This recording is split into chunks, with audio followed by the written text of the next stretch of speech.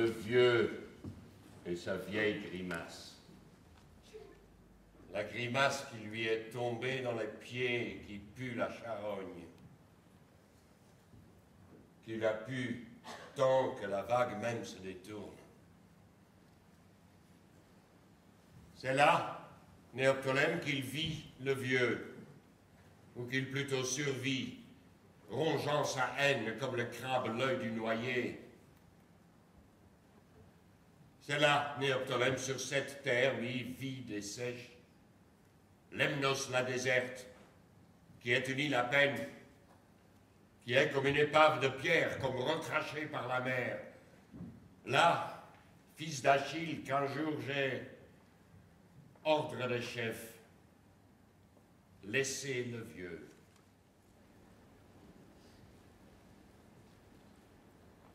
C'est qu'on n'en pouvait plus, nous autres, au camp, de l'entendre crier, hurler, gémir, plaindre son pied puant jusque dans le sommeil. Mais trêve de bavardage, le temps presse. S'il flaire ma présence, c'en est fini du piège où je veux le prendre. Voilà ce que tu vas faire. Trouver dans cette roche son refuge. C'est une grotte ouverte des deux côtés pour qu'en hiver elle se chauffe aux deux soleils, le soleil qui monte et le soleil qui descend. Et pour qu'en été la fraîcheur y court, tu devras trouver en dessous, vers la gauche, à moins qu'elle ne soit morte, une source. Allez, va. Et en silence, garçon.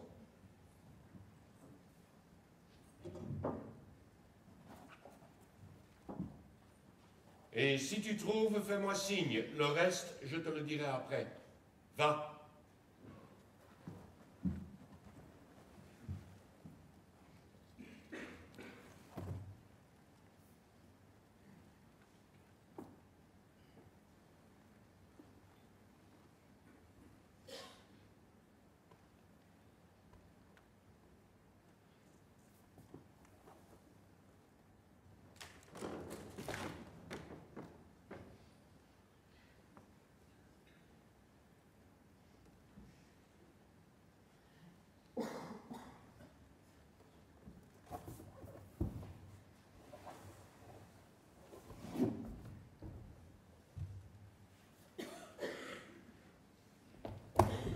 Il n'y aura pas besoin de beaucoup chercher, Ulysse. On dirait que la voilà, cette grotte. Où? Où donc? Par ici, en haut. J'y suis presque. Pas âme qui vive à ce qu'il semble. Il dort peut-être.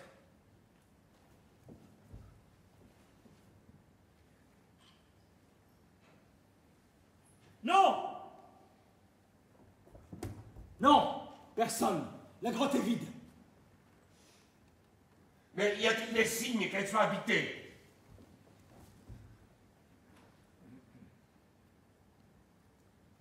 Là! Oui! Comme un lit de feuilles! Des feuilles, rien d'autre? Si! Quelque chose comme un bol! Un bol de bois, grossièrement creusé dans le bois!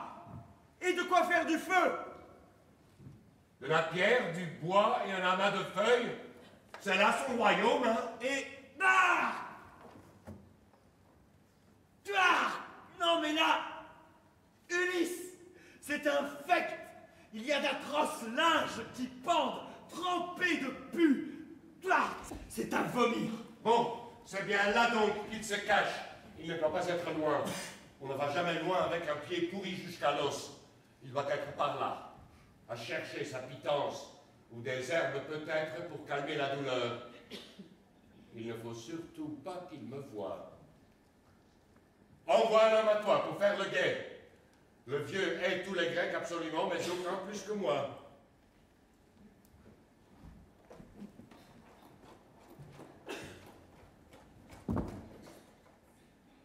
Quelqu'un va surveiller le sentier, d'accord. Mais maintenant, dis-moi ce que tu voulais me dire. Souviens-toi d'abord que tu es sous mes ordres et que tu dois m'obéir en tout.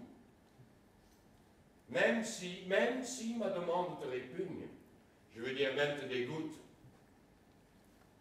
Et pour ce qui est du courage, il t'en faudra, oui. Pour ce qui est de la force d'âme, oui, de l'esprit, garçon, plus que du jarret. Que veux-tu que je fasse?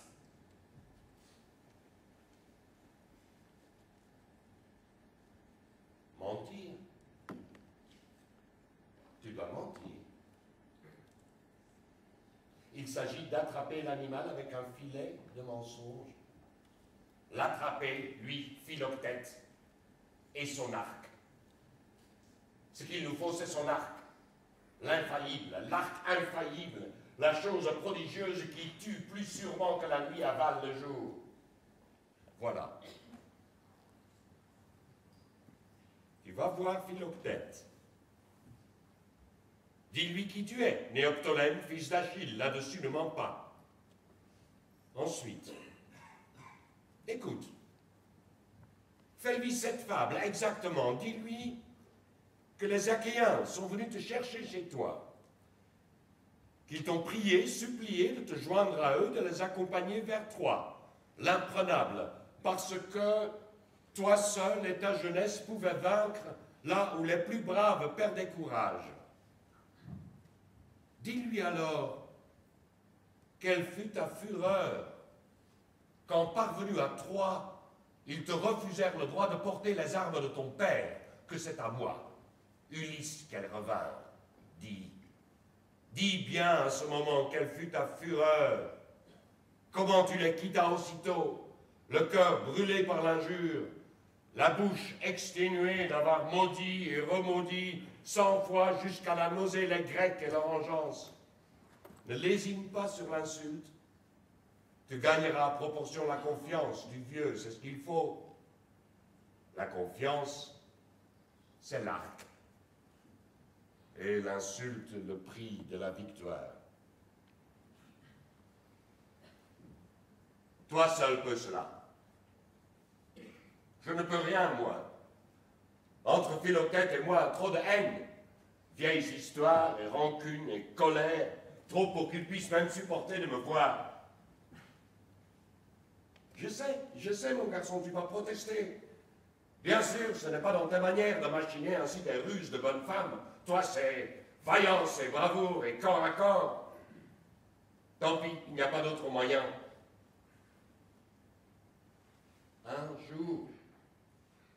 Un jour à peine de mensonge. Après ça, piété et droiture pour le reste de tes jours. Non, Ulysse! Je ne ferai pas, moi, ce dont j'ai honte, rien qu'à l'entendre. Je suis comme mon père, moi, pas fait pour de sales petites manigances. On me demande de t'aider, je suis là, prêt à tout. Et loyal, et fidèle. Mais quel besoin pour vaincre de ce cou tordu? Un pauvre bougre qui va sur un pied. J'en ferai mon affaire dans l'instant. Oui, j'ai été jeune aussi, tout comme toi. La main plus prompte que la bouche. Mais crois à mon expérience, c'est la parole. La parole, pas l'action, qui mène le monde. Mais mentir, non. De la ruse, voilà tout. Si j'essayais de le convaincre. Aucune chance. Le vieux a la tête taillée dans le roc. On ne raisonne pas à roc. On ne l'aura ni par la raison, ni par la force. Quelle force? Un infirme! Mais l'arc, voyons, l'arc, n'oublie pas. Un pas, tu es plus mort que son pied mort. Donc, impossible de l'approcher? Par la ruse, je t'ai dit. C'est ça! Il faudrait mentir sans état d'âme. Le mensonge n'est rien s'il te sauve. Je n'oserais pas. On n'a rien sans rien.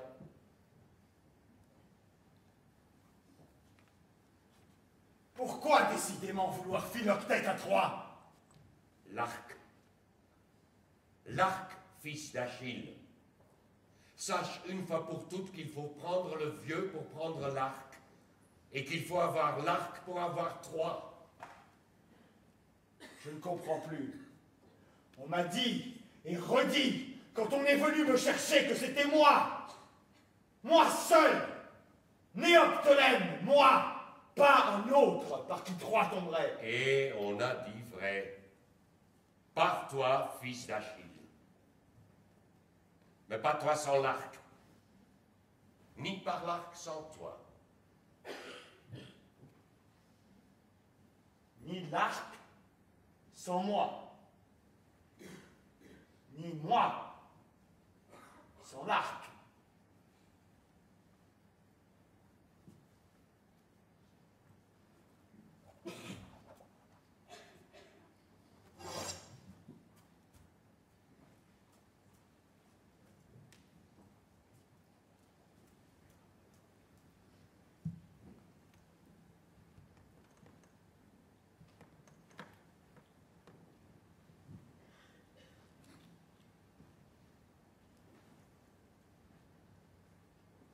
Bien.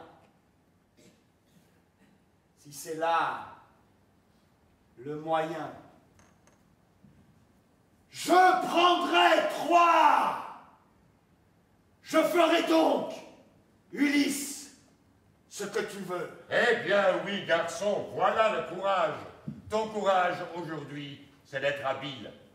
Et mentir sans honte sera ton audace. Je ne renonce pas à la honte, je l'oublie. Tu feras comme j'ai dit? J'ai dit oui. Alors reste là. Attends-le. Sois ferme et habile. Je renvoie le guetteur et retourne au bateau. Si l'affaire s'éternise, je te renvoie cet homme, déguisé en marchand. Écoute bien le discours que je lui ferai tenir et tâche d'en tirer argument. Je compte sur toi.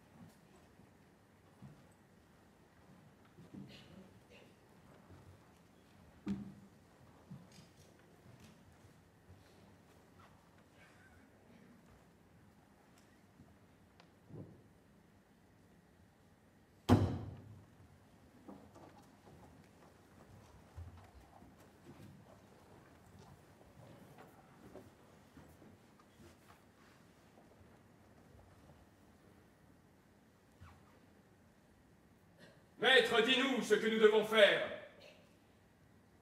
Ce que nous devrons dire pour être dans le danger d'un secours véritable. Car tout semble menace, et tout danger étrange, pour nous autres, étrangers sur cette terre étrange. Dis-nous, jeunes fils des plus vieux mystères, dis-nous quels mots ou quels silences te serviront mieux que la lance. Je ne sais pas encore. Je ne sais rien encore de ce qui va venir. Je dois livrer un furieux combat dont je ne sais pas les armes. Nous t'aiderons, mais le combat, il est vrai, sera rude. Celui-là, craignons-le. On dit que son pas répand un sang noir, et que dans chacun de ses pas, il vit une mort éternelle. Mais son esprit, lui, est agile, et son âme, plus intraitable, plus insoumise qu'une vague dans la tempête. Sais-tu où il se trouve à cette heure? Je sais qu'il dort ici, dans ce trou d'ombre et de pierre. Mais il doit, le jour durant, traîner sa faim et sa douleur dans le désert brutal de Lemnos. Bête brute lui-même, chassant pour se nourrir la bête rare.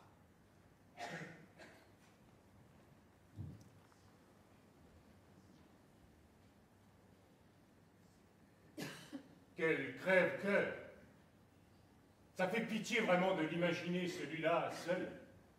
Seul, toujours et toujours seul. Malheureux seul dans son malheur. Et avec le mal ignoble, le feu sauvage dans la chair.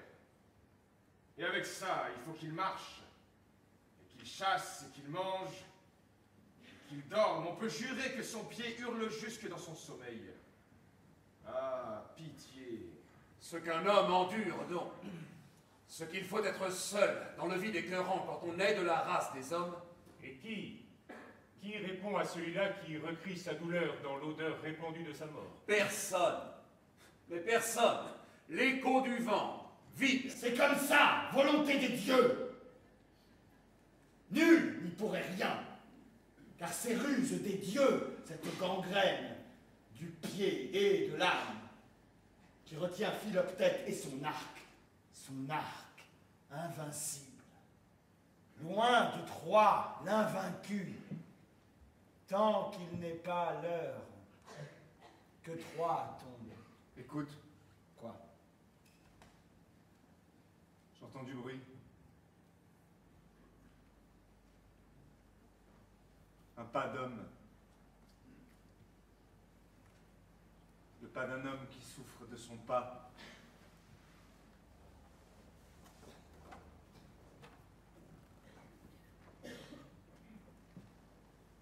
Un souffle loin, un râle. Une voix rauque, chargée de plaintes. J'entends une plainte. Es-tu sûr que c'est lui? Qui d'autre? Que crois-tu, enfant? Que c'est un berger menant troupeau, soufflant un air d'été dans sa flûte? Attention, il est là! Tu entends son cri énorme? Ou bien il a donné du pied dans la pierre? Ou bien il a vu notre bateau en bas au rivage?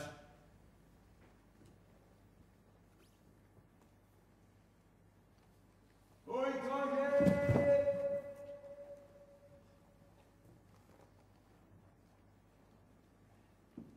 Qui êtes-vous?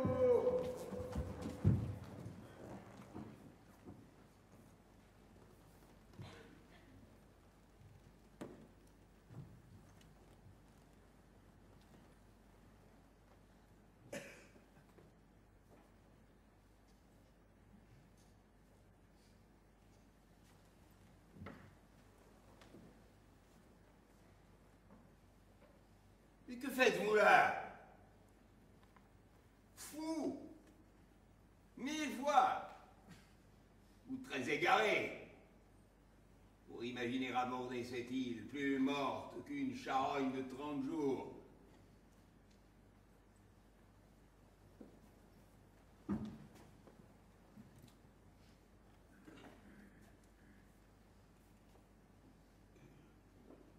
D'où venez-vous, dites? De quel exil? Mais parlez, ne fuyez pas, approchez! Suis-je vraiment si monstrueux? Allons, pitié. C'est un sort monstrueux qui m'a fait monstrueux.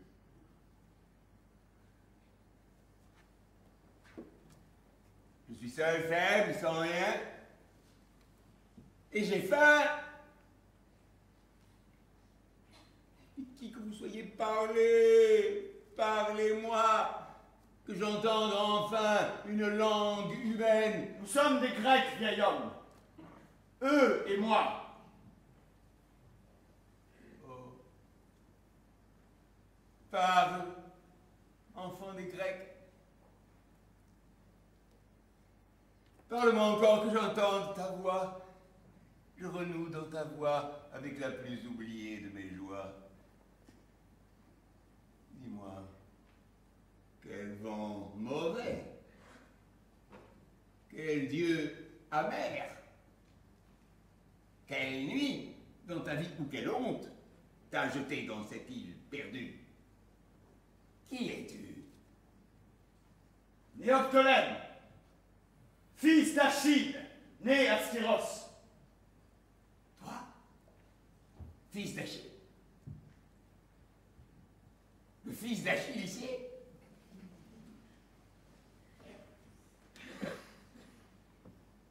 Mais pourquoi? Pourquoi t'arrêter ici? Je reviens de Troie et retourne à Skyros. De toi? Non. Non, tu n'étais pas avec nous. Tu n'étais pas de l'expédition quand nous allions vers les rives troyennes.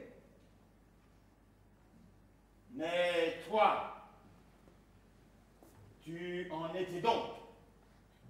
Toi. Si j'en étais. Voyons. Tu ne sais vraiment pas à qui tu parles. Non. Franchement, non. Je ne sais rien de toi. Comment croire une chose pareille? Comment une chose pareille est-elle possible? On ne parle donc nulle part de moi chez les Grecs. Ils ont jeté sur mon cadavre du silence à poignée. Tombeau 2 fois fermé. Je meurs vivant d'une deuxième mort. Oubli sur oubli. Meurtre 2 fois fait, puisqu'ils ont oublié jusqu'à mon absence. Tu sauras de moi, fils d'Achille, qui je suis. Je suis celui à qui Héraclès donna la moitié de sa force. L'arc infaillible. Je suis ce Philoctète, fils de Péas, le très grand Ulysse, la bête fourbe, laissa mourant sur cette île mourante. Dire son nom, seulement dire son nom, tu sens, fils, tu sens la nausée dans ma bouche. C'était quand nous revenions de Chrysa, après avoir navigué dans l'orage, heurté nos navires à des houles noires, le cœur excédé par la fureur des vents. Nous avons trouvé cette terre imprévue où nous pourrions dormir. Enfin dormir dans une nuit immobile et muette. J'étais moi le plus épuisé de tous. Où l'un souffrait, je souffrais 2 fois. Car j'avais déjà la chair infectée de la morsure violente d'un serpent.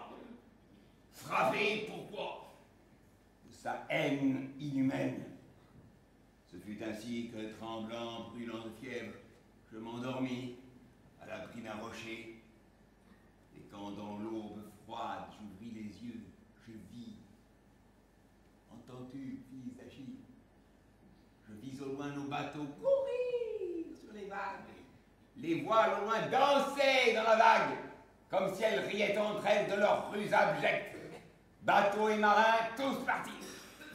Ils m'avaient laissé seul et sans secours sur cette terre ignorée du monde.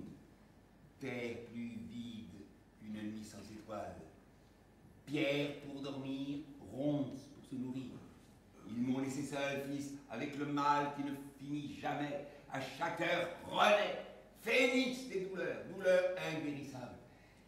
Qui saura combien j'ai crié, pleuré, invectivé la mer, maudit le ciel des Grecs, la mer des Grecs, pleuré, pleuré comme un enfant perdu de rage et de douleur, seul sur le sable.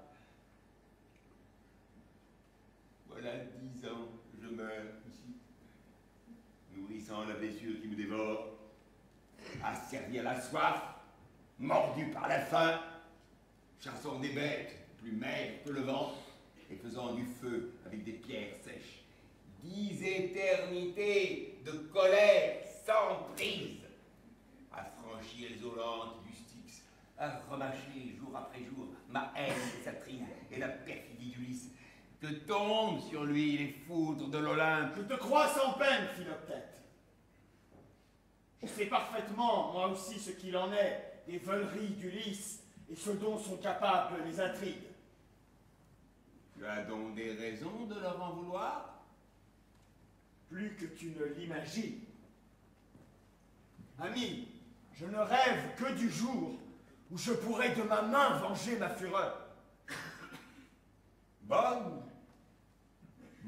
fureur, qui nous fait frère.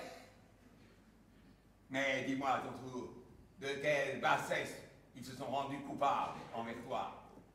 Oui, je peux bien te le dire, à toi. Comment ils m'ont fait la pire des injures. L'injure qu'ils m'ont faite à la mort de mon père. Mort?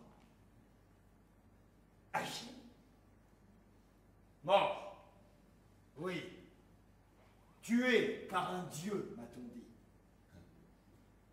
Seul un dieu, bien sûr, pouvait tuer Achille. C'était lui un vrai brave, à l'âme franche. Toi, mort, fils de Pénée, quelle tristesse! Voilà encore un mal inguérissable. Laisse ce chagrin-là, Philoctète, tu as bien assez de tes propres malheurs. Tu as raison, sans doute. Allons, poursuis, dis-moi. Quels nouveaux crimes ils ont commis? J'étais chez moi, à Skyros, quand un jour un puissant navire aborda nos côtes. Il amenait Ulysse, le glorieux Ulysse, venu à moi tout exprès pour me dire que mon père était mort et me dire que j'étais désormais le seul capable de venir à bout de Troie. Sans hésiter, j'acceptai de le suivre, bien trop fier de ce décret des dieux. Et je voulais voir Achille, le père que j'aimais sans jamais l'avoir vu, voir une première et dernière fois son visage avant l'exil de la mort. 2 jours après, nous étions assiégés. J'y fus reçu par l'armée en héros. On me fêta, on chanta mes mérites comme si déjà j'avais terrassé Troie. Tous croyaient voir en moi Achille vivant, mais j'étais moi, terrassé par la peine. Je voyais mon père allongé dans sa mort, son grand corps perdu dans un linge blanc, et je pleurais comme un enfant perdu. Puis je me tournai vers les Atrides, ceux que je croyais, mes amis certains. Je leur demandais les armes de mon père.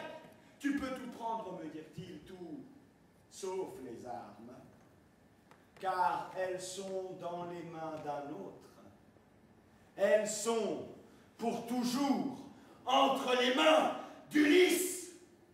Comme si cette insulte ne suffisait pas, Ulysse lui-même ajouta à l'offense le mépris et le ricanement. Et, fit-il, où étais-tu quand on tua ton père? Où étais-tu, petit? Dis-moi, quand j'arrachais moi son corps et ses armes au ventre de la bataille, tu étais où? Seul un brave hérite des armes d'un brave. Tous autour de moi riaient de ma rage.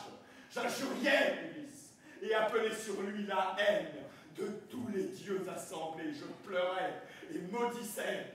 Eux riaient, que pouvais-je sinon céder et fuir, vomissant la race du fils de Laërte et celle des chefs de l'armée, plus vile encore, d'avoir béni le mensonge et le crime. Quand ceux qui gouvernent sont criminels, le crime a pour tous des airs de vertu. Voilà, j'ai tout dit. Tu me comprends, toi?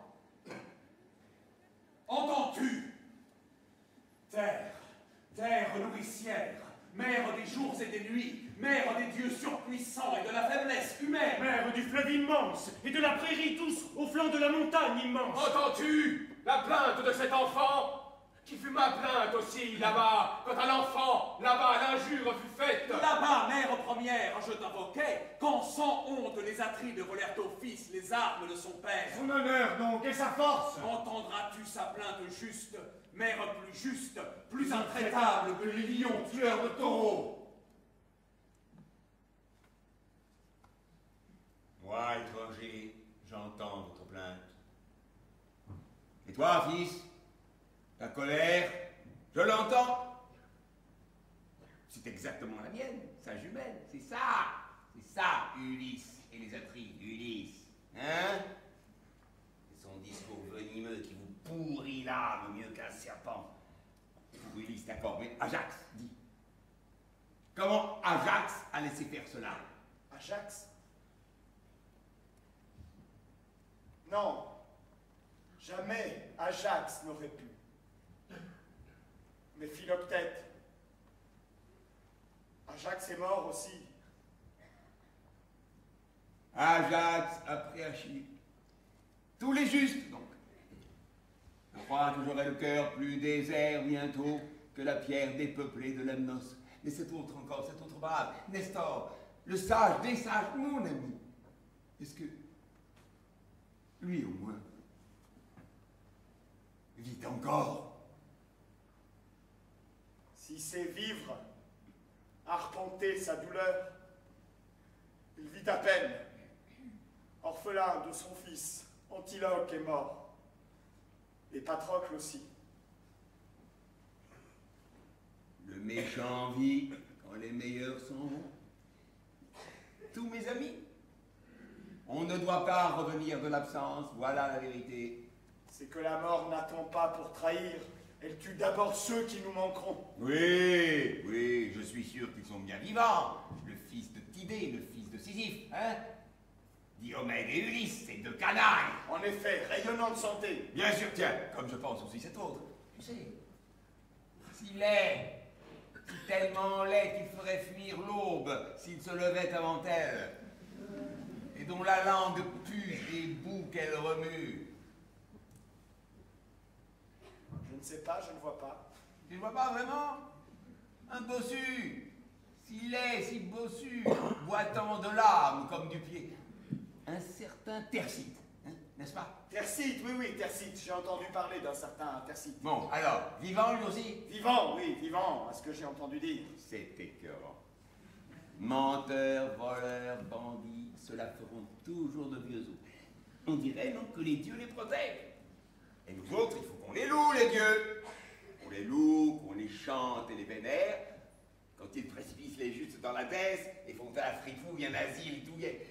Comment respecter des dieux qui se font les complices du mal? Pour moi, c'est dit, je me retire chez moi. Loin de Troie, des intrigues et de ces marchandages sordides où l'on vend la vertu sans sourciller pour de petites gloires contrefaites à nos compagnons, au navire. Il est temps.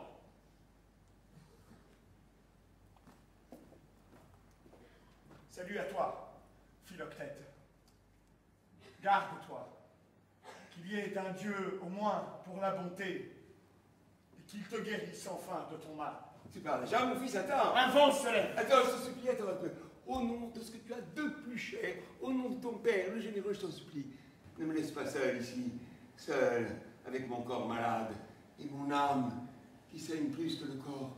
Oh, je sais bien le fardeau que je suis, mais tu as, je le crois, le cœur trop bon pour me laisser sans honte et sans remords continuer de mourir seul, seul, entre l'effroi des jours et l'angoisse des nuits. Emmène-moi, jette-moi n'importe où, à la proue, à la poupe, à la cale, ou dans le recoin où pourrissent les vieux cordages. Là où je ne gênerai pas, j'irai. Emmène-moi, mon enfant, je t'en prie. À genoux, je te prie, regarde-moi, boiteux, impotent, brisé, misérable, aie pitié, sauve-moi. Si je reviens au pays de l'Ota, ta gloire est faite. Gloire heureuse, celle qui vient du cœur. Oh. Sauve-moi enfin, toi, fils d'Achille, et laisse-moi quelque part en Eubée. Après, je traînerai ma jambe morte jusqu'au mont de Trachis, et je franchirai les eaux du Sperchios, les eaux de ma naissance. Oh, permets-moi de renaître à ma patrie. Songe, enfant, à ton bonheur présent. Il est fragile, et bientôt tu peux être le mendiant qui mendiera sa vie, comme je le fais aujourd'hui, dans les larmes. Aie pitié, maître, pitié pour l'homme sans soutien. Tu sais ses souffrances, ses peines inouïes. Je tremblerais pour l'ami qui souffrirait seulement du millième de ses souffrances. Maître, souviens-toi de quelle haine tu hais les Atrides. Soyons l'obligé de cet homme. Qui est ton frère par le mal qu'ils lui firent? Ton frère dans la douleur et ton frère dans la fureur. Qu'ils viennent, maître. Qu'ils descendent à notre navire. Et partageons le bon vent qui se lève. Que ce vent le mène au lieu de son désir. La paix qu'il veut seul pour demeure. N'oublie pas, maître, qu'il y a toujours un Dieu pour venger le don refusé. J'admire, mes amis, votre grandeur d'âme, mais garde qu'elle ne vous passe aussi vite que la brise dans un matin d'été. Quand, après le cœur, votre nez sentira l'odeur pestilentielle du malheur. En aucun cas. Je m'y engage. Eh bien, d'accord. Il ne sera pas dit que nous aurons laissé mourir cet homme, honteusement abandonné de tous. Allons, c'est décidé. Emmenons-le, mais partons vite à présent. Il est temps de fuir cet avant-poste des enfers. Qu'un Dieu juste, s'il en est, nous aide. Jamais, au grand jamais, je n'aurais cru connaître une joie. Revivre un bonnet. Oh, mot perdu très loin dans ma mémoire. Comment dit-on dans la langue des hommes, quand tout en soi a la saveur du chant? Merci. Amis, partons. Mais avant encore, viens avec moi, Aris. Viens voir de tes yeux dans quel trou infect j'ai vécu sauvage dans ces années où je vivais ma mort.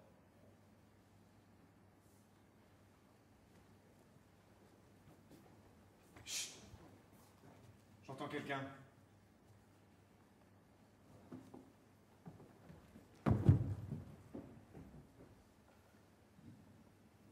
Là, oui. Ce sont deux hommes. L'un est de notre équipage, mais l'autre, non, je ne le connais pas. Tu es bien Néoptolème, fils d'Achille? J'arrive de Troie où j'ai appris des choses qui t'intéresseront. Des choses graves.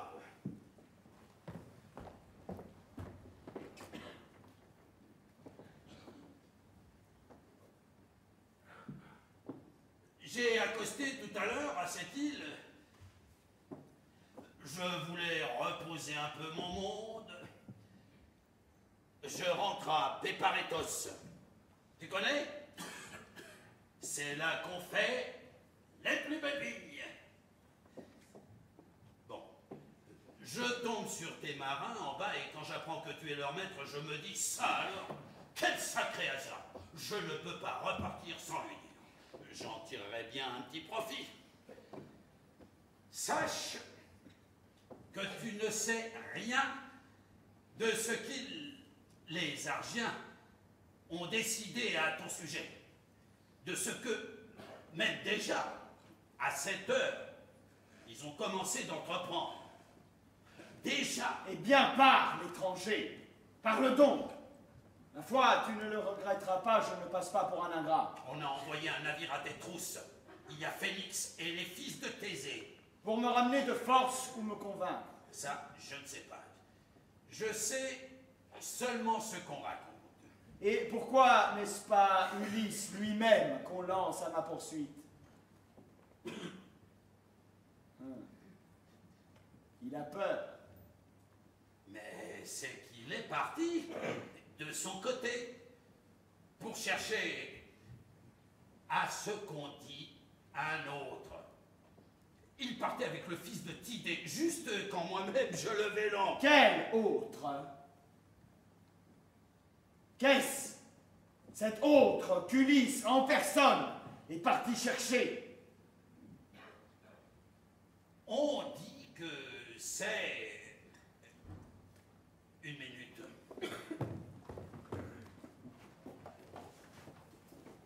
Dis-moi, ce vieil homme-là, qui est-ce? C'est Philoctète, le célèbre Philoctète. Un bon conseil, cours à ton navire et file sans demander ton reste. Qu'est-ce qu'il nous veut, celui-là, fils? Il n'aime pas ces discours à voix basse. Moi non plus, je ne sais pas où il veut en venir. Si tu as quelque chose à dire, étranger, parle. Mais de grâce, cesse tes mystères. Fais excuse, fils d'Achille, mais j'ai peur à présent d'en avoir déjà dit trop. Je ne veux pas me brouiller avec les Grecs. J'ai mes petits commerces avec l'armée. Échange de menus services, disons. On ne peut pas me permettre de me fâcher. C'est ton affaire. Moi, je hais les Atrides. Quiconque peut dire « je hais les Atrides » est mon ami comme cet homme ici. Choisis ton camp. Si tu viens en ami, tu dois nous dire tout ce que tu sais. Es-tu bien sûr de toi? C'est tout réfléchi. Je te tiendrai pour responsable. Comme tu voudras, mais pas. D'accord. Eh bien voilà. Eh bien c'est lui. Cet homme-là qu'Ulysse et Diomède veulent ramener de gré ou de force. Pardi. Toute la Grèce est au courant. Ulysse l'a crié sur tous les toits. Et pour quelle raison les Atrides s'inquiètent-ils soudain de Philoctète? Après l'avoir laissé ici crever comme un chien galeux. Curieux remords, non? Ou bien les dieux enfin se réveillent? Décidément, tu ne sais rien de rien. Je vais t'expliquer tout ça en 2 mots. Il y a peu, au cours d'un raid nocturne, Ulysse a fait prisonnier Hélénos. C'est un fils de Priam, un grand devin. Il le ramène au camp des Achéens, tout glorieux de sa prise, comme d'habitude, et là alors, l'Hélénos en question leur fait de formidables prophéties. Celle-ci surtout, que je vais vous dire. Hélénos apprend aux Grecs stupéfaits que jamais ils ne prendront Troie, jamais ils ne détruiront la citadelle sans lui, figurez-vous. Sans Philoctète, sans ramener le grand Philoctète de l'île perdue où ils l'ont laissé. Aussitôt, Ulysse, ni une ni deux, crie haut et fort qu'il ira le chercher. Lui-même, il dit, de gré ou de force, je vous en donne ma tête à couper. Puis c'est tout. À ta place, je filerai. Et vite. Lui, la dernière des crapules, il voudrait me convaincre de le suivre. Ma foi, il y réussirait autant qu'à m'arracher des enfers après ma mort. Bon. Bon, tout ça ne me regarde pas. Je retourne à mon bateau.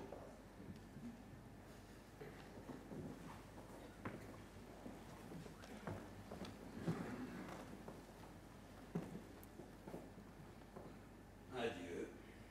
Donc. Non, mais comment imaginer cela? Ulysse oserait venir ici me prendre dans la glu de ses mensonges et puis fanfaronner devant les Grecs, en m'exhibant comme un trophée de chasse. Peut-il croire un instant que je l'écoute? Je me fierais plus volontiers, ah oui, à ce serpent qui m'a tué la jambe. Mais je sais, hélas, qu'il en est capable. Il est capable de tout et de pire. Il va venir, fils d'Achille, j'en suis sûr. Mieux vaut, crois-moi, que nous partions très vite, que 1000 fois 1000 mers nous éloignent de lui, ce ne sera pas trop. Nous lèverons l'ancre dès que possible. Le vent, pour l'instant, nous est contraire. Tous les vents sont bons à qui fuit sa mort. Oui, mais le vent n'est pas meilleur pour eux. Détrompe-toi. Le vent est toujours bon à ceux qui courent vers le lieu de leur crime. Eh bien, si c'est ce que tu veux, partons.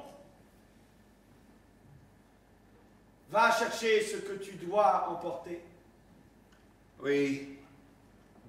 Les 2 ou 3 trésors du pauvre. Bien, mais ne t'embarrasse pas des vieilles choses. Nous avons tout sur le bateau. Tout. Ce qui est sur mon bateau est à toi. Tout, fils? Non, tu n'as pas tout. Non? Qu'aurais-tu de si rare? Une herbe qui apaise ma douleur quand elle enfonce ses clous dans mon pied. Une herbe, soit une herbe. Et quoi d'autre? Peut-être encore.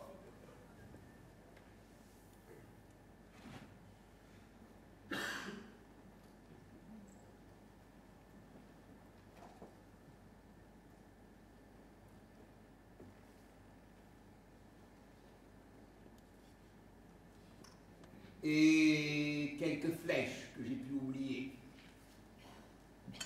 Il ne faut surtout pas que quelqu'un les trouve. Alors l'arc que tu tiens là dans ta main, c'est bien l'arc fameux? C'est lui. Est-ce que je peux le regarder de près? Je peux le toucher? Tu peux. Oui. Toi, fils, tu peux le toucher. Ce n'est pas le désir qui m'en manque, mais je ne veux pas commettre de sacrilège. Non. Il n'y a pas de sacrilège quand le désir est franc et sincère. Et je sais que ta demande est honnête. Tout comme je sais ce que je te dois. Ce que tu me donnes n'a pas de prix. Là où on m'a abaissé, tu me relèves. Tu me donnes de revoir mon pays et d'aller le front haut sous le soleil. Allons, en qui aurais-je plus confiance? Tu pourras prendre cet arc dans tes mains et tu pourras t'en vanter sans honte. Ta bonté le mérite, sans aucun doute. C'est d'ailleurs un juste retour des choses. J'ai moi-même gagné cet honneur pour un service que j'avais rendu. C'est une chance de t'avoir rencontré. Et de t'avoir désormais pour ami, qui rend un bien pour un bien, et l'ami le plus sûr. Allons, viens avec moi. Que j'ai enfin une épaule où m'appuyer.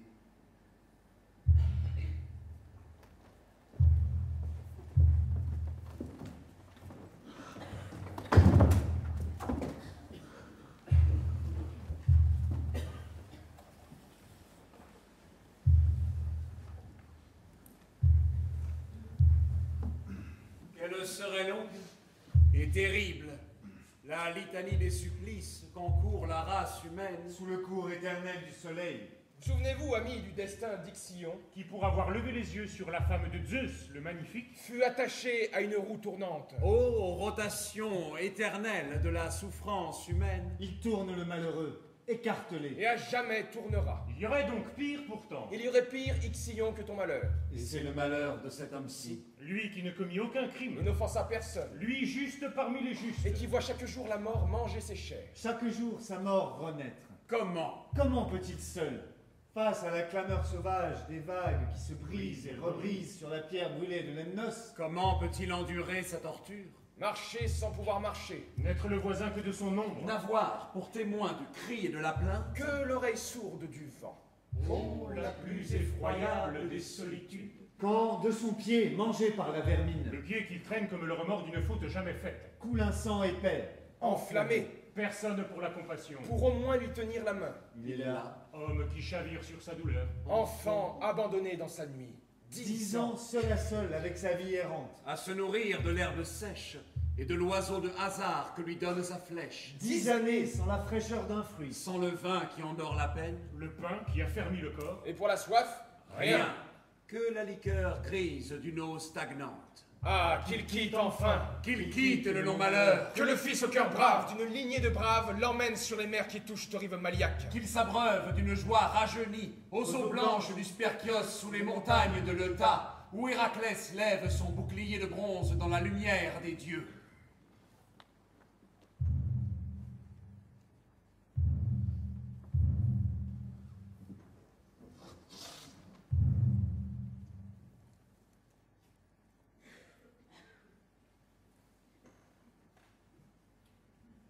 Qu'y a-t-il? Pourquoi t'arrêter soudain? Pourquoi cette stupeur? Eh bien, parle! Oh Dieu! Mais que t'arrive-t-il? Rien, rien, ce n'est rien, avançons. Est-ce ton mal qui te revient? Non. Non. Je crois que c'est passé déjà. Ah mais... Dieu, Dieu. Pourquoi en appelles-tu au Dieu? Pourquoi ces lamentations? Dis-moi! N'avons-nous pas besoin du secours des dieux? Qu'as-tu? Mais qu'as-tu donc?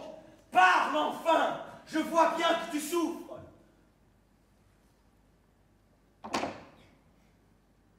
La fille, je n'en peux plus. C'est impossible.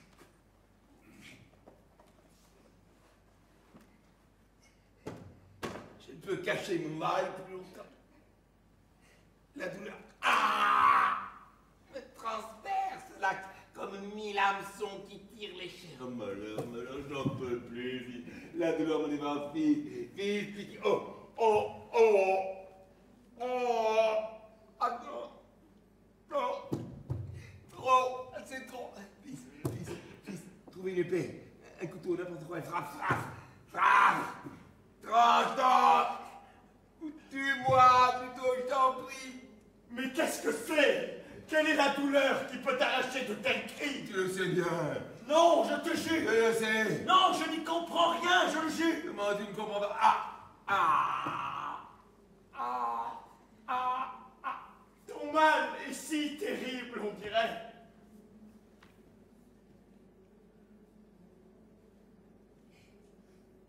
Il n'y a pas de mots. Je t'en prie, aie pitié.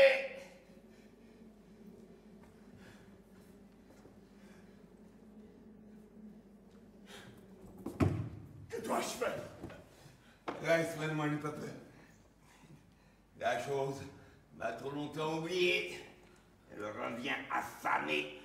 Pauvre homme, oui. Toutes les souffrances, homme de toutes les souffrances sont à toi. Quelle misère, que puis-je faire? Veux-tu que je te soutienne? Non, c'est inutile, mais tiens, prends l'arc, puisque justement tu le voulais. Veille sur lui tant que dure ma crise. Un lourd sommeil va me prendre. C'est toujours ainsi. Le mal vient puis le sommeil qui emporte le mal. Il faut que je dorme. Mais s'ils viennent, eux, je t'en conjure, ils ne doivent l'avoir à aucun prix. S'ils venaient à mettre la main dessus, ce serait ta mort et la mienne. Ne crains rien, il ne me quittera pas.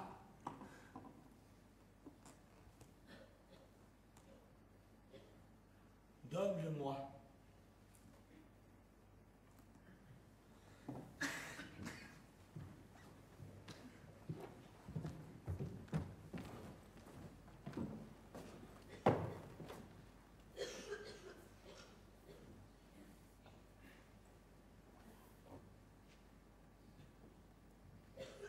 Viens, prends-le.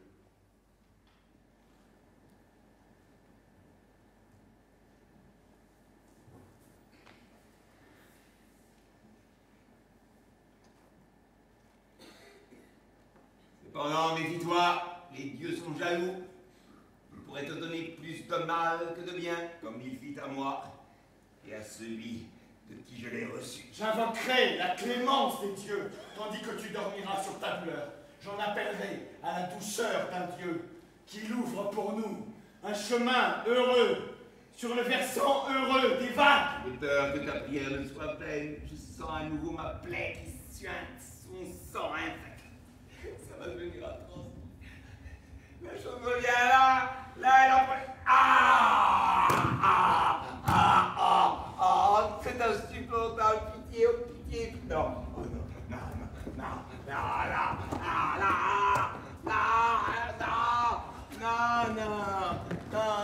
pas, ne fuyez pas, ne fuyez pas, ne me laissez pas. Si seulement, fils de Céphalonie, esprit véreux, si seulement lâche, cette douleur-là, la même, pouvait te trouer la poitrine. Oh, mort, mort, mort, mort, finissons-en, arrive, égorge-nous, moi et ma douleur, ou bien toi, mon enfant, emporte-moi, appelle le feu qui dort sous la pierre, et jette-moi dans le feu de Lemnos. Où es-tu, fils? Où es-tu? Où es-tu? Où es-tu? Je n'en peux plus de ta souffrance. Attends un peu encore. La chose passera aussi vite qu'elle est venue, je t'en supplie, ne me laisse pas seul. Ne t'inquiète pas. Je resterai. Vraiment? Je le jure. Partir sans toi, en conscience, je ne pourrai pas. Donne-moi ta main. La voici, je ne t'abandonnerai pas. Là. Là-bas à présent. Quoi? Et là-haut? Eh bien oui, le soleil. Quoi? Qu'as-tu vu? Tu délires? Lâche la main, lâche-moi. Mais où veux-tu aller? Lâche-moi, lâche-moi. Je ne peux pas te laisser ainsi. Tu vas me tuer si tu ne lâches pas ma main. Bon, je te lâche. Si cela peut te calmer. Un tel poids pèse sur mes épaules. Toute une vie mourante. Je ne tiens plus sur mes jambes. Que je m'étende enfin.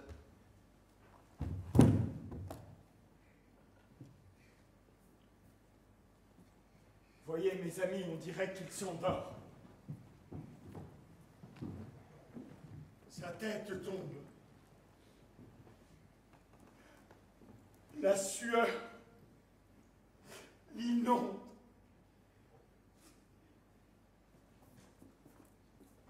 Là, dans son pied, une veine lui palpite. Elle crève. Du sang noir. Du sang noir gicle. Laissons-le, mes amis, à ce sommeil terrible.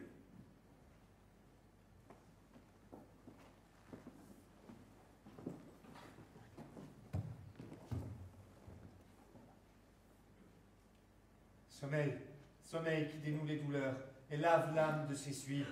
Sommeil qui ne connaît ni la souffrance ni la peine. Viens à nous, douceur secrète, maître des effacements. Pose le voile léger sur l'âme et sur les yeux répand cette ombre claire qui guérit.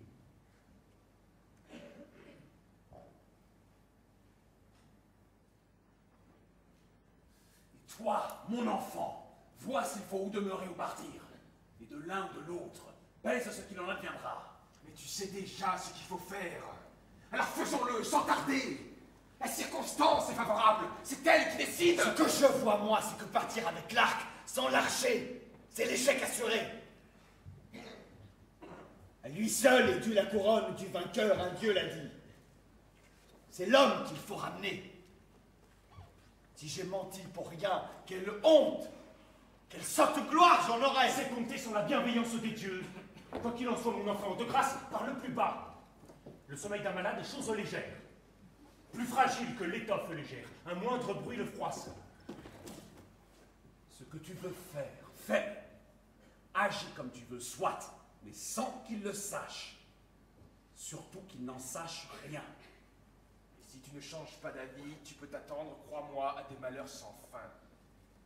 Regarde, mon enfant. Regarde. Le vent a tourné. Le bon vent arrive. Et le voilà, lui, sans regard et sans force, retiré dans sa nuit profonde, il dort dans le soleil, absent à son corps, et tout désir absent, comme parvenu déjà au premier seuil de l'Hadès. Réfléchis, pèse ton choix. Vois s'il obéit bien à la circonstance. Pour moi, je ne sais qu'une chose. Moindre est le risque, mieux on se porte. Tais-toi donc au lieu de pérorer. Il ouvre les yeux.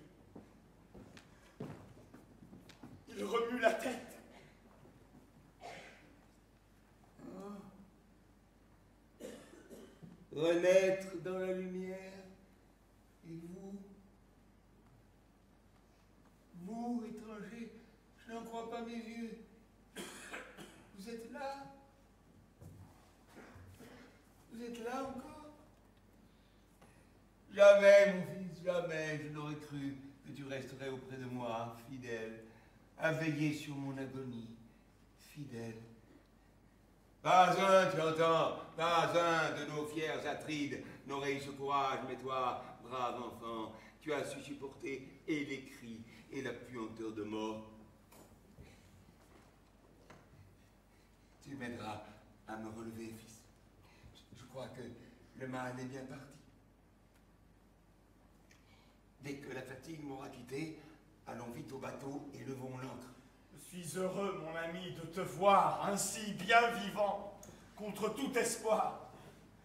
J'ai vraiment cru que tu étais mort. Allons, lève-toi. Ou plutôt non.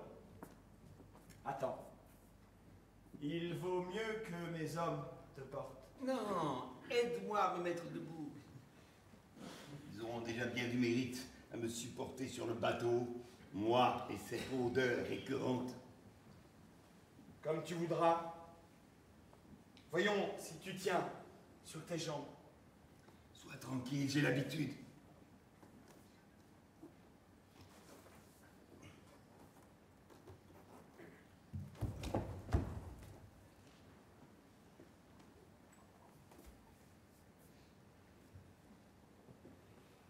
Oui, mais...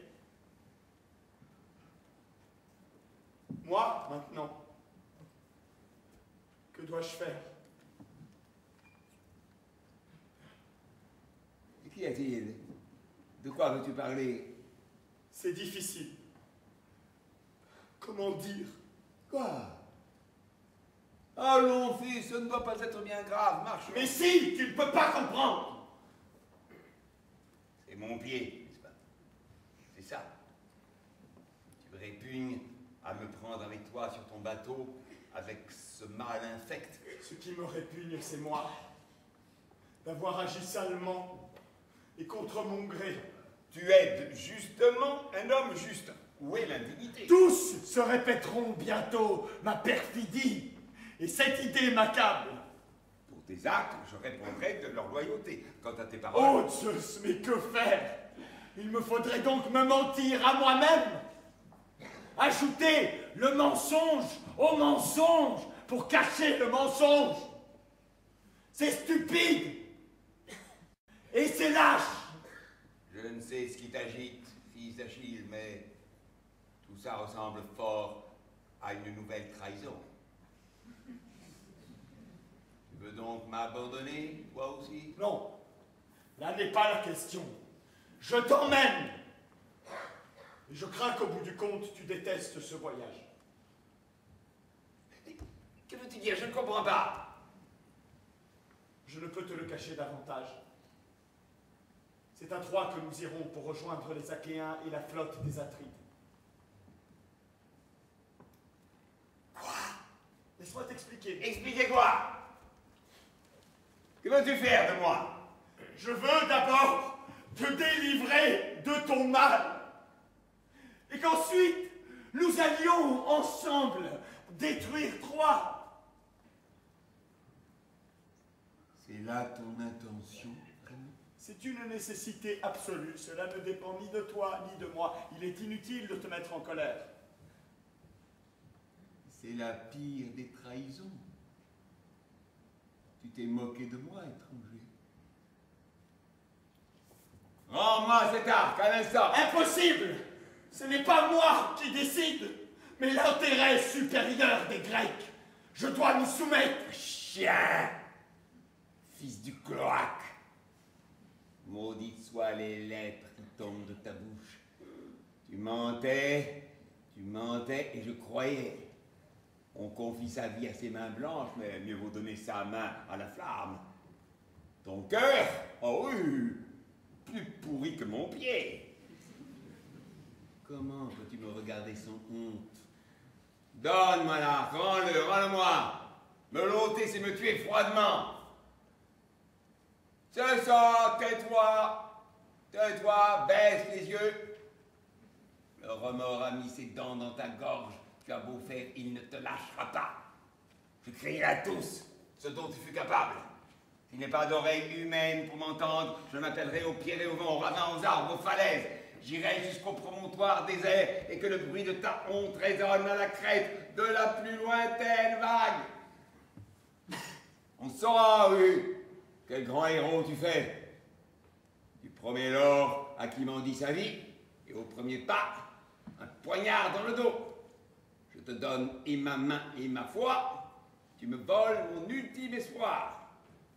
Et pour ce qui est de ton fier courage, parlons-en. Te voilà le vainqueur d'un fantôme morbide, une ombre d'homme. Voilà l'exploit. Tu as tué un mort, et non content de défier un cadavre, il te faut la ruse encore pour le vaincre. Allons. S'il te reste un peu de conscience, je t'en supplie.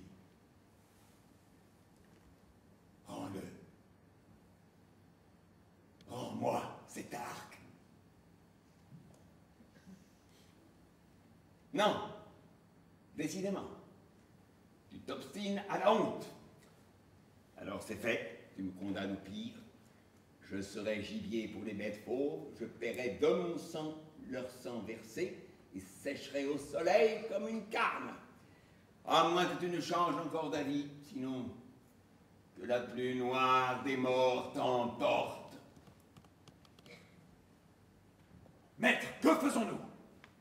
Est-ce que nous embarquons? Est-ce que nous cédons à ses raisons? J'ai un profond respect pour cet homme, et son malheur me touche. Au nom de tous les dieux, mon fils, pitié, la rumeur de ton crime te précéderait partout. Épargne-toi ce déshonneur. Ah, comme je voudrais n'avoir jamais quitté Skyros. Je sais que toi, tu n'es pas mauvais. Ce sont les autres qui t'ont entraîné au vice.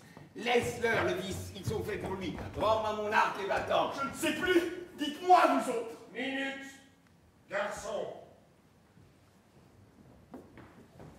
Qu'est-ce qui te prend? Sur le point de me trahir, non? Petit lâche, donne-moi cet arc.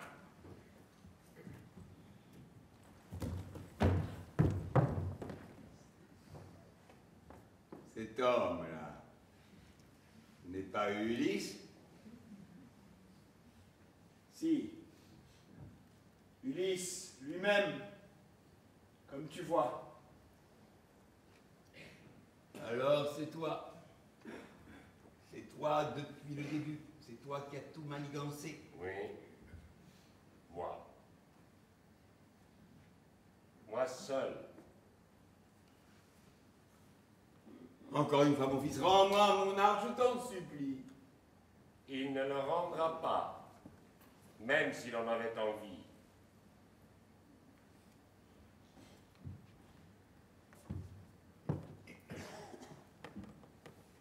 Et maintenant, choisis où tu viens avec nous de toi-même, ou mes hommes t'emmènent de force. De force? Tu oserais? Oui, si tu ne veux pas entendre raison. Oh, Héphaïstos, Dieu puissant, maître des flammes, toi qui règnes sur le cœur brûlant de Lemnos, laisseras-tu ce démon m'arracher à toi? Héphaïstos non plus n'y pourrait rien. L'ordre vient de Zeus, maître des maîtres. Je ne fais qu'obéir à Zeus. Ton cynisme, décidément, est sans limite. Tu mêles trop bien les dieux à ton affaire. Ne les charge pas de tes mensonges. Telle est pourtant la vérité des dieux. Que tu le veuilles ou non, tu dois nous suivre. Non. Définitivement non. Je le refuse à toi et aux dieux. Mais si, tu obéiras. Je ne suis pas né pour mourir en esclave. C'est vrai. Tu es né pour être les plus braves de ceux qui, avec toi, détruiront Troie. Jamais.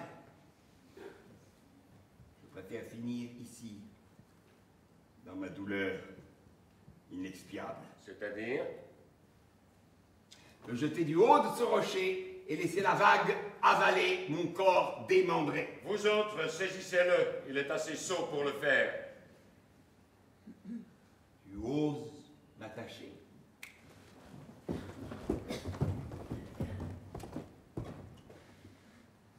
Tu oses m'attacher? Moi, le désarmé, boiteux, demi-mort, trompé et piégé comme un gibier, une proie sous ta dent. Il faut que tu sois le dernier des lâches pour te faire un bouclier de ce garçon, un innocent qui ne peut qu'obéir. Lui est de ma race, pas de la tienne. Et le voilà, perdu devant sa faute, pris de compassion, déchiré de remords. Je ne m'étonne plus de tes bassesses, toujours à tricoter tes ruses dans l'ombre, qui t'a fait agir contre lui-même un enfant qui ne sait où est le vrai. Et quand je pense que c'est toi qui m'as jeté mourant sur cette île, qui viens aujourd'hui me parler de devoir, 10 ans de ma vie à crever dans les pierres, tandis que toi et les Atrides, vous gobergiez de douceur et de rire. Je vous vomis, tous autant que vous êtes. Et maintenant, vous vous souciez de moi. Moi qui n'étais plus qu'une ombre oubliée, voilà tout à coup qu'il faut que j'existe. Je ne suis plus tout à coup le vieux boiteux, la chose infecte avec son pied fétide. S'il est encore un Dieu, un seul Dieu, qui chérisse un tant soit peu la justice, qu'il vous arrache la langue et les yeux. Si seulement enfin je vous voyais mort, la pire douleur me serait légère.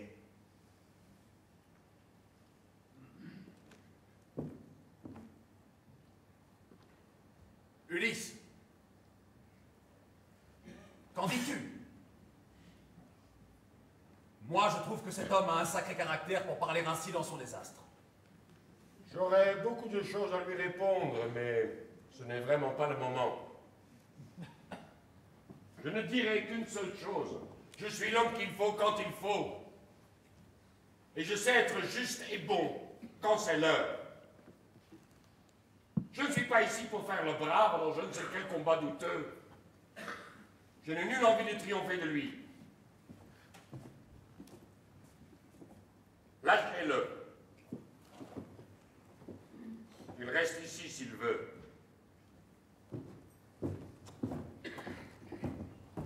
J'ai ton arc. Je n'ai pas besoin de toi. Par bonheur, Teucros est avec nous. Il n'y a pas meilleur archer que lui. Et s'il le faut, j'en ferai mon affaire. Je me débrouillerai aussi bien que toi. Adieu. Gloire de Lemnos. Nous partons. Je recevrai avec un grand plaisir les lauriers qui t'étaient promis. Tu vas oser parader avec mon arc devant les Argiens. Je ne veux plus rien entendre, je suis déjà parti. Et toi, fils d'Achille, tu ne dis rien. Tu partirais sans un mot. En marche, garçon, tourne le dos, ça ne te regarde plus. Tu pourrais bien tout gâcher avec ton grand cœur. Vous aussi, étranger, vous m'abandonnez, vous me laissez seul. Pas un qui n'ait pitié de moi. Ce jeune homme est notre chef. Nous n'avons rien à redire à ses décisions. On va encore m'accuser de faiblesse. Mais tant pis. Restez encore un peu près de lui, pendant qu'on prépare les navires et que nous invoquons les dieux. Laissons-lui encore une chance. Qu'il ait le temps de changer d'avis. Allons, Ulysse. Je te suis.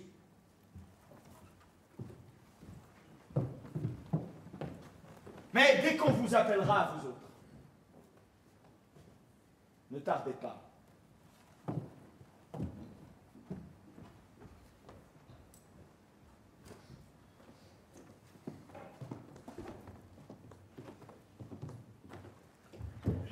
Il était donc dit que j'habiterais jusqu'au bout dans ma douleur, que jamais je ne pourrais m'arracher à ce nid de pierre, promis tantôt à la fournaise, tantôt à la torture du gel, et qu'il serait mon tombeau.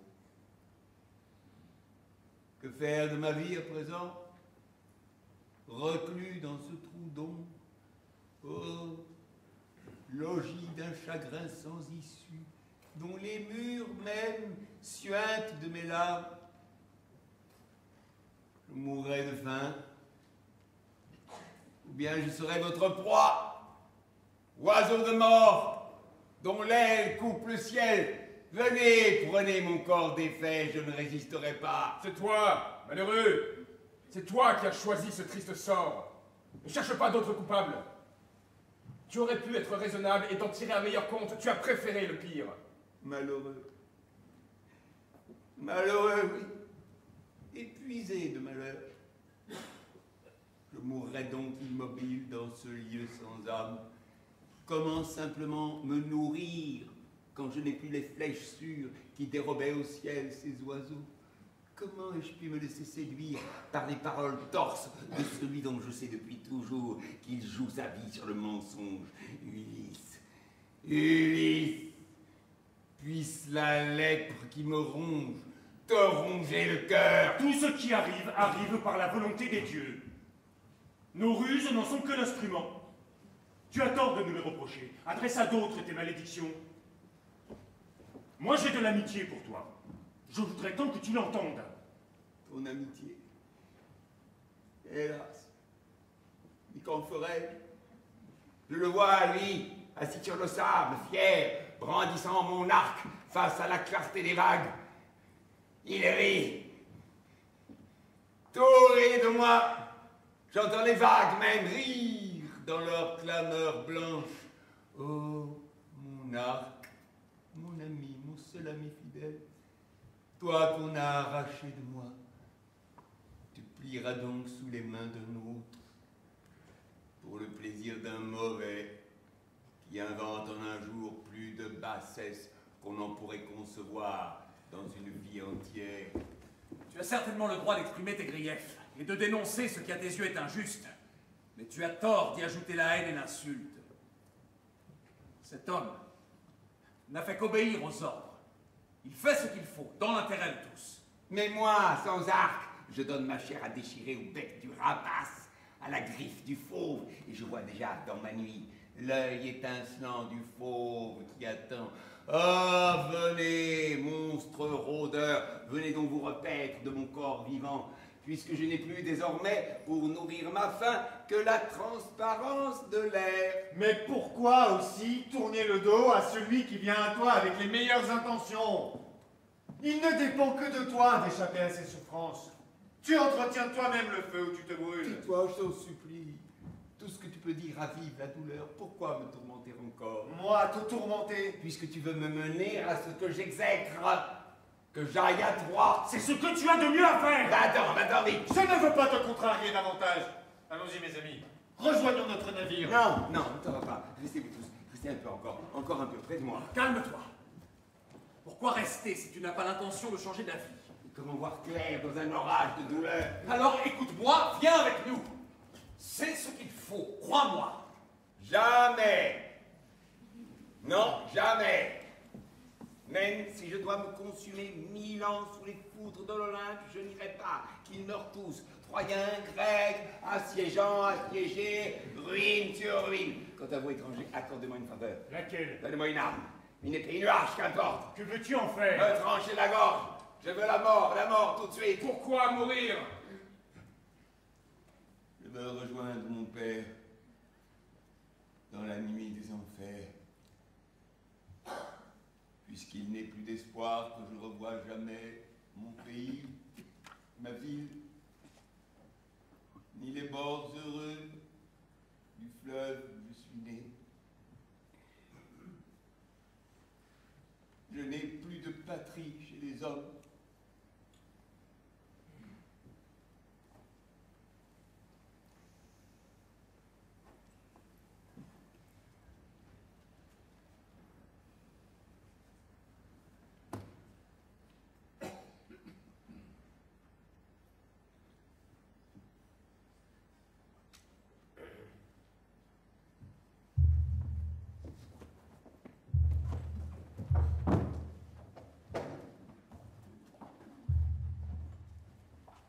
N'est-ce pas, Ulysse?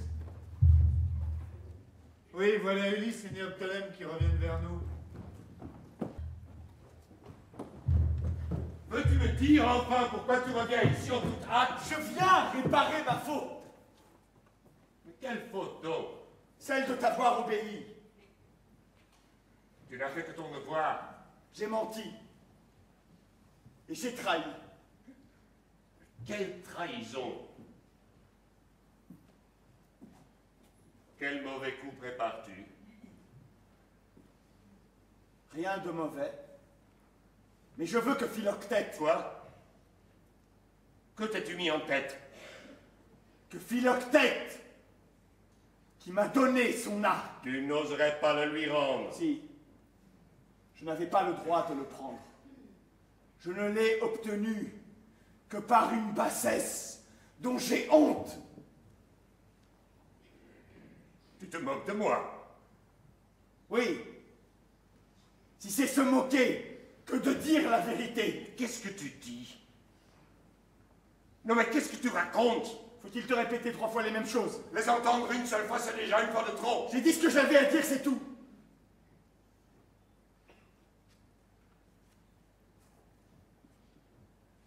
Il y aura quelqu'un, crois-moi, pour t'empêcher de commettre cette idiotie. Ah bon? Je ne vois pas, moi, qui pourrait m'en empêcher. L'armée, garçon! Toute l'armée des Achéens, et moi-même pour commencer. T'as connu plus prudent. Quant à la prudence, petit, tu devrais justement veiller davantage à ce que tu dis et ce que tu fais. Je préfère, moi, l'honnêteté à la prudence. Rendre ce que tu ne dois qu'à mes conseils, tu appelles ça de l'honnêteté? J'ai commis un acte odieux, je vais tenter de le réparer. Et tu ne crains pas la colère des Grecs? Quand c'est la justice qui est en jeu, je ne crains personne.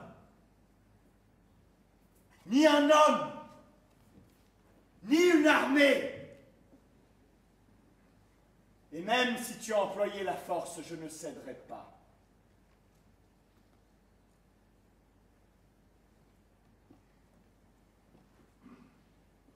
Dans ce cas, ce n'est plus Troie, notre ennemi. C'est toi. Néoptolème. Advienne que pourra. Attention à toi, petit, j'ai la main sur l'épée. Qu'à cela ne tienne, moi aussi.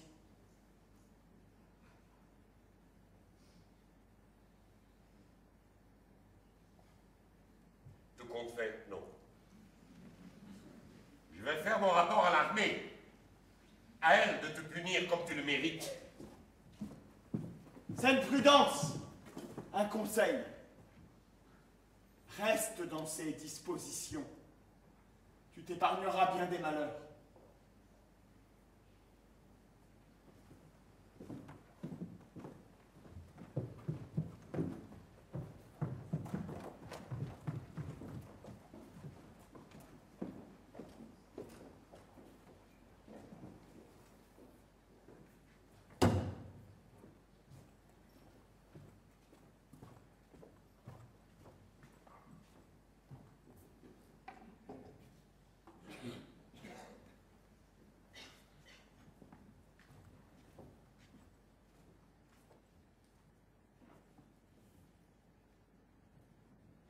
Ô fils de Péas, Philoctète,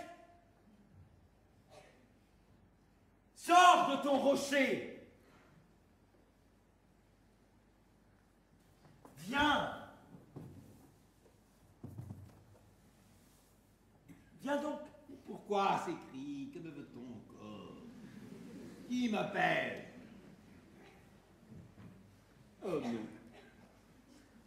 Toi, encore? Ne m'as-tu pas fait déjà assez de mal? Quelle nouvelle torture maintenant? Écoute-moi, n'aie pas peur. Si, j'ai peur. J'ai toutes les raisons d'avoir peur.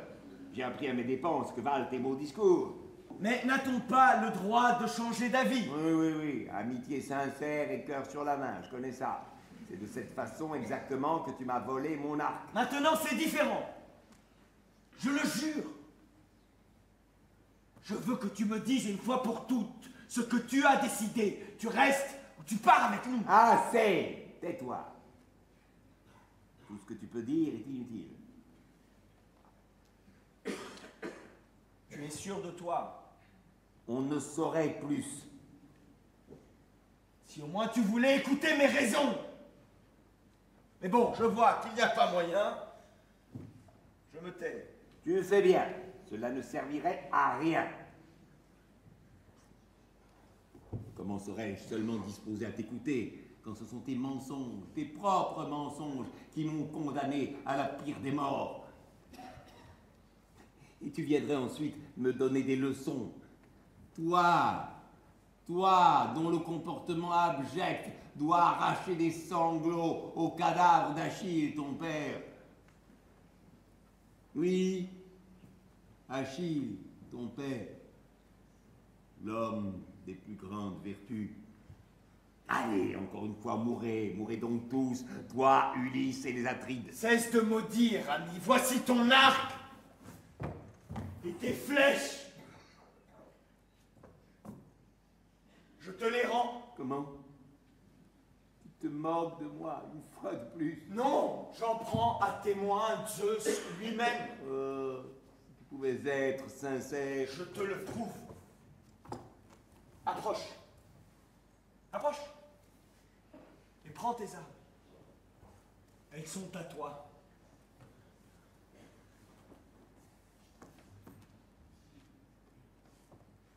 Arrête!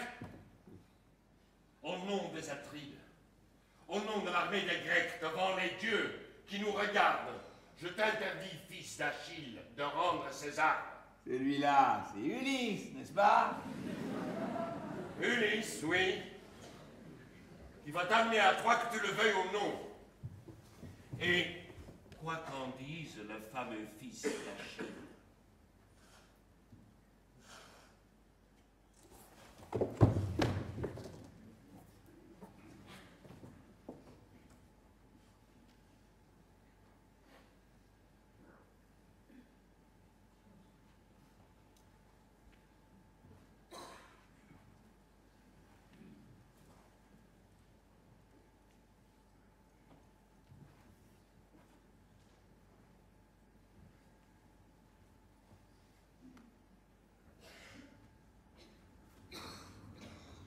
Un pas de plus et cette flèche est pour toi.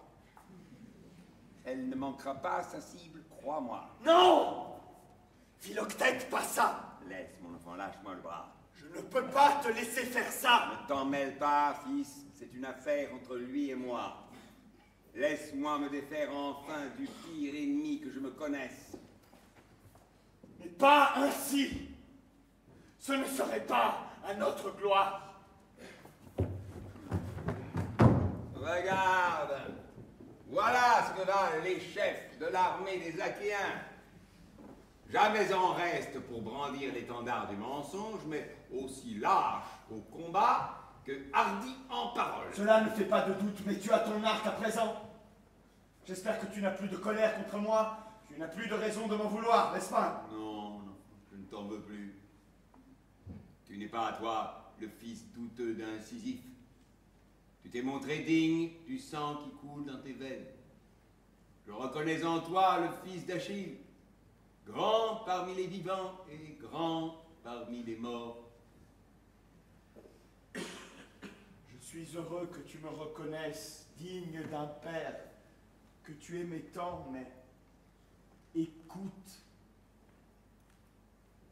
mon ami,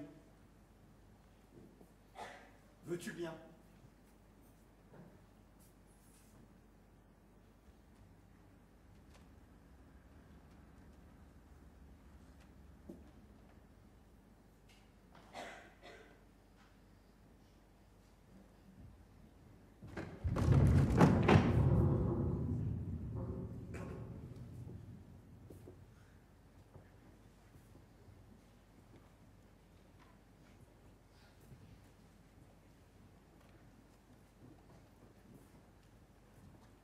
Ce qu'il faut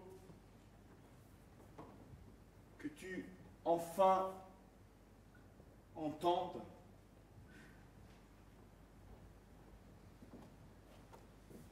que chacun ait à endurer le sort que les dieux ont préparé pour lui. On n'y peut rien. C'est la loi de nos vies. Et si soi-même, on forge son malheur, comme tu fais toi, obstinément, comment exiger la pitié des hommes? Pourquoi alors leur demander secours? Tu n'es qu'amertume, Philoctète. Un vieil homme, aigri et entêté. Et même pour qui ne veut que ton bien, tu n'as qu'injure et mépris à la bouche. Il faudra bien pourtant que tu m'écoutes, que tu admettes une fois pour toutes que ton mal est voulu par les dieux. Tu as fait un pas de trop le jour où tu as foulé la terre de Chrysa. Le serpent qui veille sur la nymphe doit mordre qui offense la nymphe. Il t'a mordu, tu es puni. C'est justice. Tant qu'il y aura des jours et des nuits, ton mal renaîtra avec le soleil. Sauf si tu vas à Troie. À Troie, avec moi. Asclépios seul te guérira, c'est dit. Et il est dit que tu prendras Troie. Toi. Seul. Avec ton arc. Troie. La rebelle. Tel est l'oracle d'Hélénos le devin. L'été qui vient verra la ville en ruine. Tu sais tout, tu sais ce qui doit venir. Maintenant, dis-moi, comment refuser ce qui fera de toi le plus fameux des Grecs et te défera de ta vieille souffrance? Ma vie même est un champ de ruines, et je dois choisir entre deux malheurs. Ah, qu'elle vienne, comme j'aimerais ma mort, puisque ma vie est un combat sans armes. Je vois bien, garçon, que tu as raison. Je ne doute plus de ton amitié. Il faudrait, oui, céder. Tu as raison. Mais alors, dis-moi, comment oser après marcher le front haut dans la lumière? À qui oserais-je parler sans honte? Comment, après ce qu'ils m'ont fait subir, mêler mes pas aux pas des assassins? Eux, Ulysse et l'engeance des Atrides, ceux-là qui m'ont tué et retué. Le crime fait, je peux bien l'oublier, mais le crime fait annonce d'autres crimes.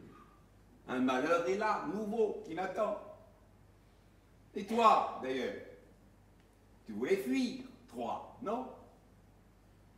Et tu voudrais maintenant m'y conduire? Que nous allions ensemble à la bataille, côte à côte avec nos propres bourreaux? Non, mon garçon. Tu ne peux pas. Allons, ramène-moi chez moi. Rentre à Skyros. Le bonheur est à Skyros. Reste-y. Si tu te mêles à la meute des loups, on dira que tu es de leur espèce. Il y a beaucoup de vrai dans ce que tu dis. Mais fais-moi confiance. Je suis ton ami. Fions-nous aux dieux et partons d'ici. Pour aller à Troie, n'est-ce pas? Et me retrouver face à ceux que je hais encore plus qu'ils ne me méprisent. Pour te guérir, pour guérir ta gangrène, c'est le seul moyen. L'idée même m'en est insupportable. J'essaie d'envisager la meilleure solution pour toi comme pour moi. Mais celle-ci est honteuse. Il n'y a pas de honte à agir pour son bien. Mon bien, ou plutôt le bien des Atrides. Pour ton bien. Encore une fois, je suis ton ami, je te parle en ami. Un ami, oui, qui me livre à mes ennemis. Laisse un peu ta fierté. Je suis perdu si je t'écoute. Mais non, je crois que tu ne comprends pas. Je sais trop bien ce que m'ont fait les Atrides. Et si ceux qui t'ont perdu te sauvaient finalement? Pourquoi pas? Mais aller à Troie, jamais.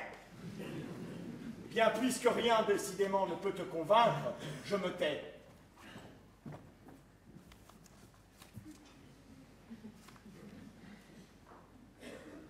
Continue de vivre ainsi. Seul, avec tes souffrances. Je saurai souffrir ce que je dois souffrir. Oui. Oui.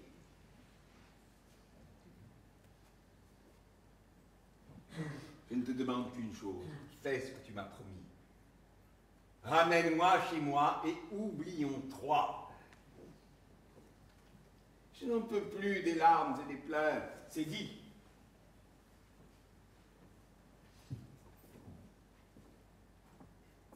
Partons. Ah oui, enfin. Auras-tu le pied assez ferme? Jusqu'à mes dernières forces. Comment vais-je donc échapper à la vindicte des Grecs? Ne t'en inquiète pas. S'ils ravagent mon pays, Je serai à tes côtés. et que pourrais-tu faire? Les flèches. Les flèches? Les flèches d'Héraclès les empêcheront d'approcher. Allez. Salut Lemnos une dernière fois. Et viens.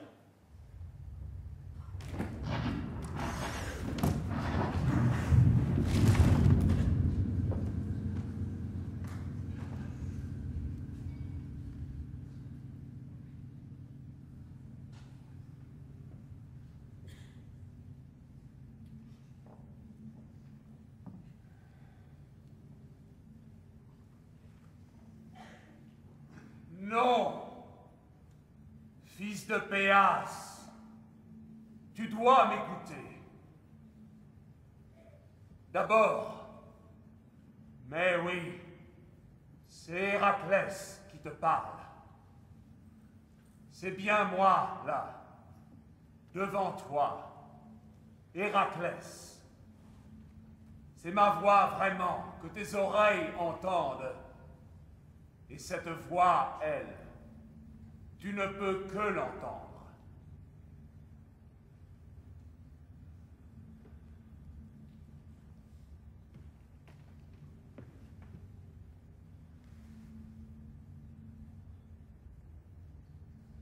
Si j'ai quitté les demeures du ciel, c'est pour te dire la volonté de Zeus et te détourner d'un mauvais pas.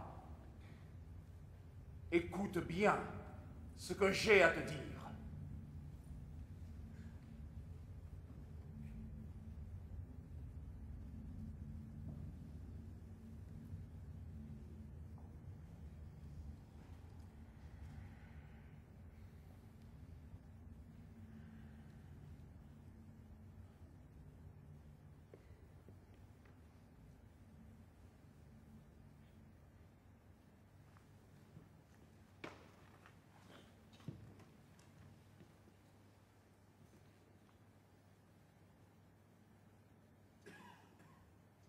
Tu sais par quelles épreuves j'ai passé pour conquérir une gloire éternelle. La peine pour la gloire, hélas, est le chemin qu'il faut. Et c'est au cœur de la peine qu'on devient ce qu'on est. Glorieux, oui, mais pour avoir souffert.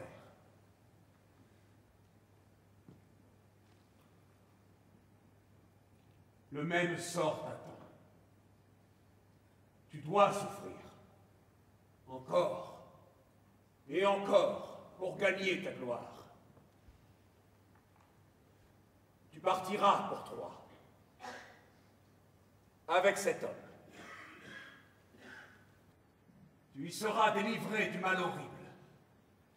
On te verra, premier de tous, au front de la bataille.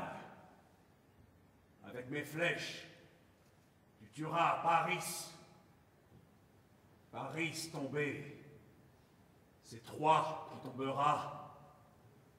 On te dira le plus brave des Grecs. Tu auras droit à 2 parts du butin. L'une pour ta vaillance, l'autre pour mon arc vainqueur. Pour la première, qu'elle aille à Péas, ton père, en ton palais, en ton pays, aux terres de l'Euta. Mais pour la part due aux flèches d'Héraclès, porte-la, Philoctète, toi-même, sur ma tombe.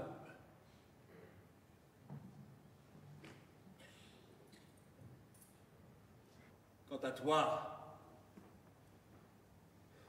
fils d'Achille, suis son chemin. Vos destins sont liés. Vous prendrez Troie, ensemble. L'un ne pourra rien sans l'autre. Soyez dans le combat comme des lions jumeaux, l'un uni à l'autre, et l'autre à lui lié. J'envoie à présent Asclépios à Troie, qu'il mette fin à la douleur du pied.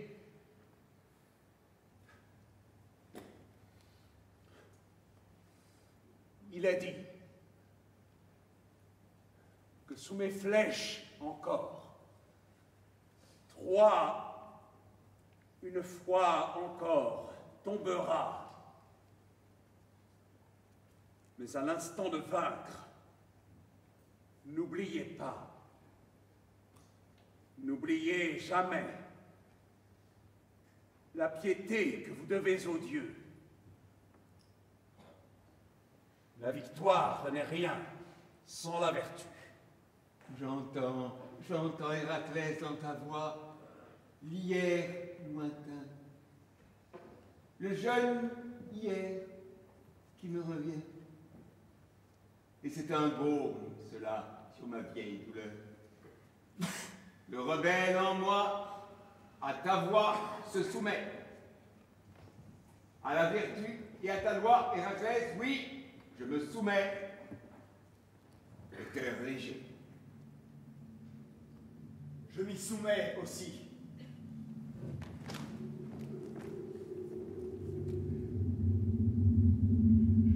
Ne tardez plus à présent. Les vents vous sont favorables. Il est temps de prendre la mer.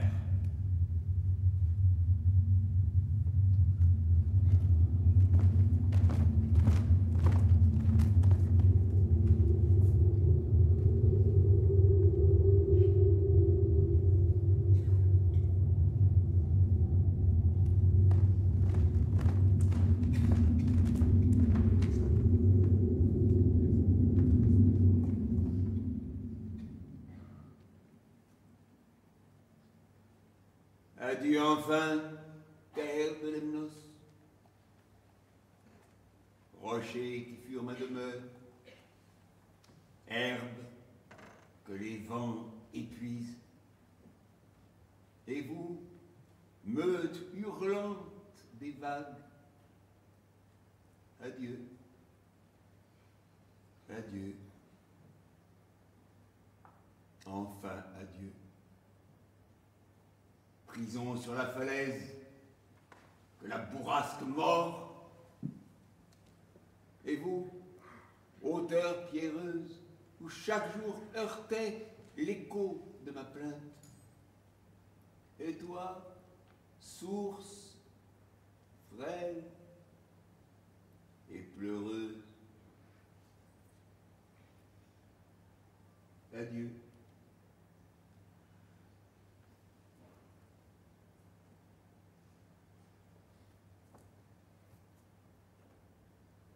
Maintenant, je vous laisse à votre solitude.